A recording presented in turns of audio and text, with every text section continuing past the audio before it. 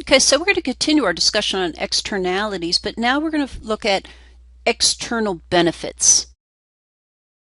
So sometimes when two parties engage in a transaction, via the transaction, either via the production of the good or the consumption of the good, some third party experiences a positive benefit. So whenever we have an external benefit, there is a positive benefit received by a third party.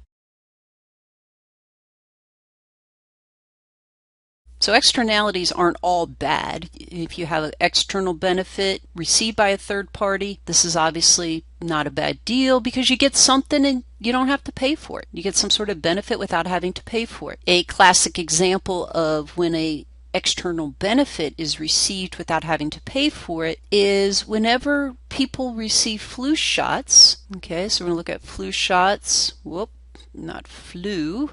Flu shots or flu vaccinations as being a situation where the people who receive the flu shot, they get it because they don't want to get the flu. But the fact that your roommate or your friends, your brothers, your sisters, your folks, your economics professor, the fact that they get a flu shot means you are less likely to get the flu. So you get to benefit from their actions. So let's take a look at why whenever you have an external benefit or what's referred to as a positive externality, why the market outcome may not be efficient. So let's consider some buyer of a flu shot, some consumer, who gets a flu shot because it brings them some marginal benefit of, let's say, $100. They value the fact that they're not going to get sick, they're not going to miss their econ exam, they're not going to miss a hot date, whatever it might be. Getting a flu shot is worth $100 to them. The clinic or the nurse practitioner, wherever they go to get their flu shot, the Walgreens, okay, the marginal cost of providing that flu shot is, let's say, $60. So as long as the marginal benefit exceeds the marginal cost, these two folks will engage in a transaction and there will be a flu shot that is received by this particular person. And of course, what that means is that when you look at the value of consumer and producer surplus, it's equal to the difference between these two. It's going to be $40. But the fact that somebody got a flu shot implies that someone else is less likely to get the flu. Somebody else receives some external benefit from the fact that you got your flu shot. And let's say that external benefit is equal to $20. So when we look at this market, the true surplus received from the flu shot not only goes to the person who gets the shot and the person who distributes the shot, but also to third parties. And so we see from just this one flu shot, there is a total surplus in the market of $60. Why is the market inefficient? Consider a person who maybe only puts a marginal benefit of $55 on a flu shot. And down at the Walgreens, they're giving flu shots as long as you are willing to pay them $60, which is enough to cover their marginal cost of production. Now what we see here is that obviously the consumer in the Walgreens cannot come to some agreement because the consumer is not willing to pay Walgreens enough to cover that marginal cost. What do we have? No flu shot, which means that consumer and producer surplus between these two people is going to be zero. But what they failed to take into consideration is that if you had received the flu shot, there would be an external benefit. If we somehow could get this person to get that shot, then the benefit that they would receive would be $55. Add to that the external benefit,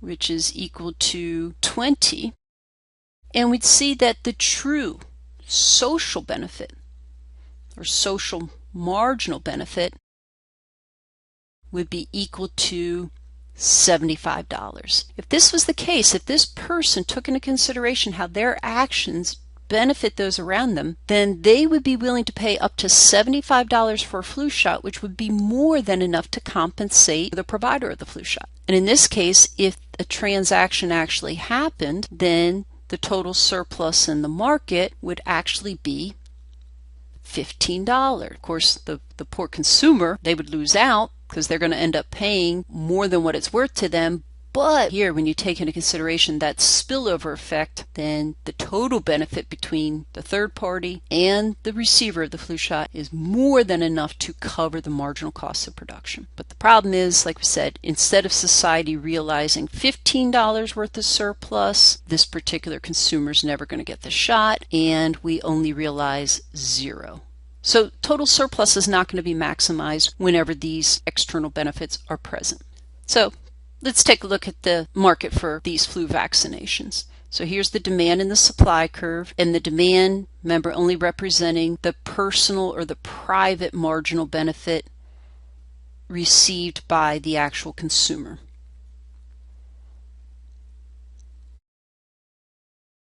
Supply curve, the marginal cost, which is incurred by the seller for each flu shot given. Here we're assuming marginal costs are increasing as the quantity of flu vaccinations produced increases. If we look at what we were just talking about, we had a situation where the consumer was not willing to pay the producer to get the flu shot.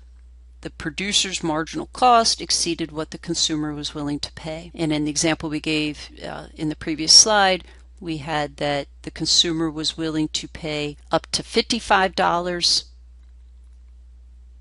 to receive their flu shot, and the producer, well, their marginal cost of production were $60, and so they would not engage in a transaction. But if we took into consideration the true marginal benefit of the flu shot, then what you'd have to do is add onto the consumer's marginal benefit the benefit received by the third party, this external benefit of $20. And if there's, for simplicity, if that's $20 for each flu shot given, then what you have here, we can sketch in what we'll refer to as the social marginal benefit curve.